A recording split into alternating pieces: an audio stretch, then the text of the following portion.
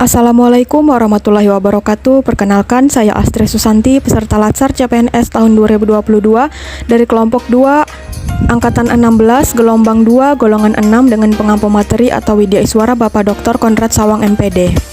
Di sini saya akan memaparkan review tentang materi sinkronus asinkronus agenda 1, yaitu sikap perilaku bela negara. Mata pelatihan yang pertama adalah wawasan kebangsaan dan perilaku bela negara. Wawasan kebangsaan sendiri adalah suatu cara pandang bangsa atau negara dalam rangka mengelola kehidupan berbangsa dan bernegara yang dilandasi oleh jati diri bangsa dan kesadaran terhadap sistem nasional masing-masing. Untuk Indonesia sendiri, cara pandangnya adalah wawasan Nusantara, di mana ini berlandaskan Pancasila, Undang-Undang Dasar 1945, dan Bhinneka Tunggal Ika. Selanjutnya ada 4 konsensus dasar dalam berbangsa dan bernegara. Yang pertama adalah Pancasila yang berfungsi sebagai landasan bagi kokoh dan tegaknya negara dan bangsa. Yang kedua adalah Undang-Undang Dasar 1945 sebagai dasar hukum negara Indonesia. Dan yang ketiga adalah Bhinneka Tunggal Ika, semangat rasa persatuan, kesatuan, dan kebersamaan sebagai modal dasar dalam menegakkan negara. Yang keempat adalah Negara Kesatuan Republik Indonesia, diantaranya bertujuan untuk semangat rasa persatuan, kesatuan, dan kebersamaan sebagai modal dasar dalam menegakkan negara dan memajukan kesejahteraan umum. Selanjutnya, di sini ada 4 hal sebagai sarana pemersatu, identitas, dan wujud eksistensi bangsa. Yang pertama adalah bendera, di mana bendera kita dikibarkan pada Proklamasi Kemerdekaan Bangsa Indonesia tanggal 17 Agustus 1945, disebut sebagai bendera pusaka sangsaka merah putih. Yang kedua adalah bahasa, yaitu bahasa Indonesia sebagai bahasa resmi nasional yang digunakan di seluruh wilayah NKRI. Yang selanjutnya adalah lambang negara, di mana lambang negara Indonesia adalah Garuda Pancasila dengan semboyan Bhinneka Tunggal Ika. Yang keempat adalah lagu kebangsaan. Lagu kebangsaan kita adalah Indonesia Raya yang digubah atau diciptakan oleh Wage Rudolf Supratman.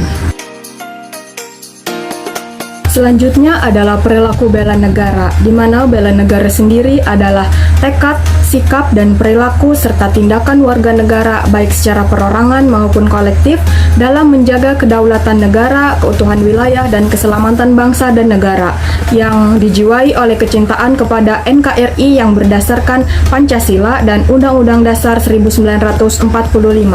Dalam bela negara ini ada 5 dasar yang harus kita perhatikan. Yang pertama adalah cinta tanah air, yang kedua sadar berbangsa dan bernegara, yang ketiga setia pada Pancasila sebagai ideologi negara, yang keempat rela berkorban untuk bangsa dan negara, dan yang kelima adalah kemampuan awal bela negara. Berikut adalah indikator dari masing-masing nilai bela negara. Yang pertama di sini adalah indikator cinta tanah air, dan yang kedua adalah indikator sadar berbangsa dan bernegara. Selanjutnya adalah indikator dari setia pada Pancasila sebagai ideologi bangsa, dan yang keempat adalah indikator rela berkorban untuk bangsa dan negara, dan yang kelima adalah indikator kemampuan awal bela negara. Berikut adalah aktualisasi kesadaran bela negara bagi seorang ASN. Yang pertama adalah tentang cinta tanah air bagi ASN, dan yang kedua adalah kesadaran berbangsa dan bernegara bagi ASN.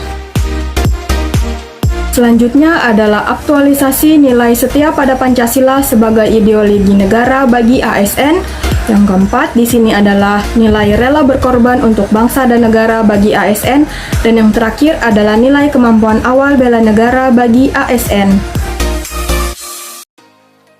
Lalu kita sudah masuk ke mata pelatihan yang kedua adalah tentang analisis isu kontemporer. Di sini membahas tentang perubahan lingkungan strategis yang ditinjau dari pandangan Uri Bronfenbrenner. Ada 4 level lingkungan strategis yang dapat mempengaruhi kesiapan PNS dalam melakukan pekerjaannya sesuai bidang tugas masing-masing, yaitu adalah seperti pada gambar, individu, keluarga atau family, masyarakat atau community, lalu ada society atau nasional, dan dunia atau global. Isu-isu strategis kontemporer yang sering kita temui terutama di Indonesia yang pertama adalah korupsi, di mana menurut KBBI korupsi diartikan sebagai penyelewengan atau penyalahgunaan uang negara ataupun perusahaan untuk keuntungan pribadi atau orang lain. Dampak dari korupsi ini sendiri dapat menghancurkan tatanan bidang kehidupan masyarakat, berbangsa dan bernegara, mulai dari bidang sosial budaya, ekonomi, serta psikologi masyarakat. Bahkan bisa menyebabkan terjadinya kemiskinan dan kematian di sana-sini. Jenis-jenis tindak pidana korupsi adalah antara lain yang pertama yaitu melawan hukum dan memperkaya diri sendiri atau orang lain, menyalahgunakan kewenangan, penyuapan, penggelapan dan jabatan, pemerasan dalam jabatan dan berkaitan dengan pembohongan serta gratifikasi. Cara untuk membangun sikap anti korupsi diantaranya yang pertama adalah bersikap jujur dalam kehidupan sehari-hari dan mengajak orang lain untuk ikut bersikap jujur juga dan menghindari sikap anti korupsi. Yang kedua adalah menghindari perilaku yang merugikan kepentingan orang banyak atau melanggar hak orang lain dari hal-hal yang kecil. Yang ketiga adalah menghindari konflik, kepentingan dalam hubungan kerja, hubungan bisnis, maupun hubungan bertetangga. Dan yang keempat adalah melaporkan pada penegak hukum apabila menjadi korban perbuatan korupsi.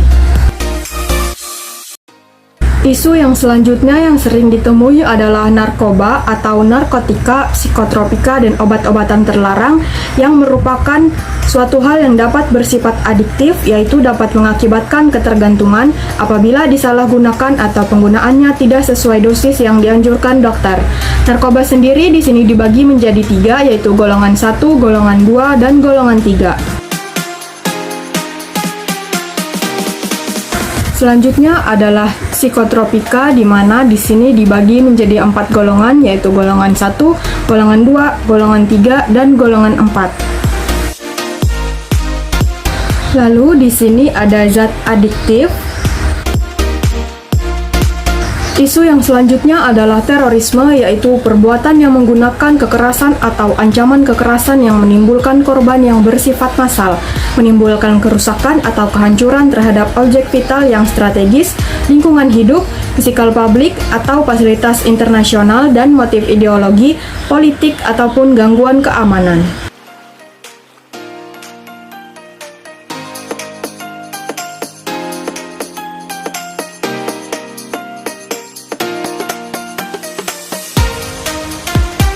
Adapun pencegahan tindak pidana terorisme yang bisa kita lakukan bisa dengan 3 cara. Yang pertama adalah seperti kesiapsiagaan nasional, yang kedua kontraradikalisasi, dan yang ketiga adalah deradikalisasi. Isu selanjutnya adalah pencucian uang atau money laundering, proxy war atau perang proksi. Lalu di sini ada ciri-ciri pokok komunikasi massa seperti yang dijelaskan oleh Noel Neumann pada 1973, yaitu yang pertama tidak langsung, satu arah, terbuka, dan publik tersebar secara geografis. Contoh-contoh kejahatan pada komunikasi massa ini diantaranya yang pertama adalah cybercrime atau kejahatan cyber, hate speech atau ujaran kebencian, dan hoax atau berita palsu. Mata pelatihan yang terakhir adalah kemampuan awal bela negara. Salah satu nilai-nilai dasar bela negara adalah memiliki kemampuan awal bela negara, baik secara fisik maupun non-fisik.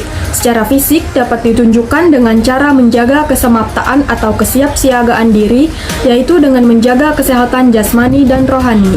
Sedangkan secara non-fisik, yaitu dengan cara menjaga etika, etiket, moral, dan memegang teguh kearifan lokal yang mengandung nilai-nilai jati diri bangsa yang luhur dan terhormat.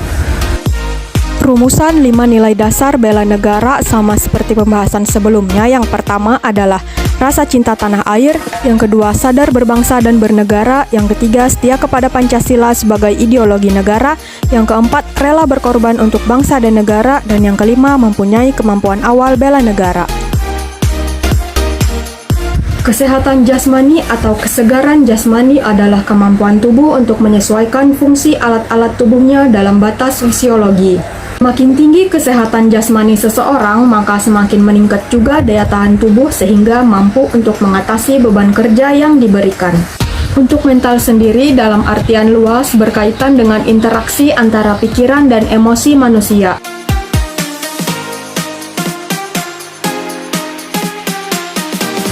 Berikut adalah 5 indikator nilai-nilai bela negara beserta pengaplikasian yang bisa kita lakukan dalam kehidupan sehari-hari, terutama sebagai ASN.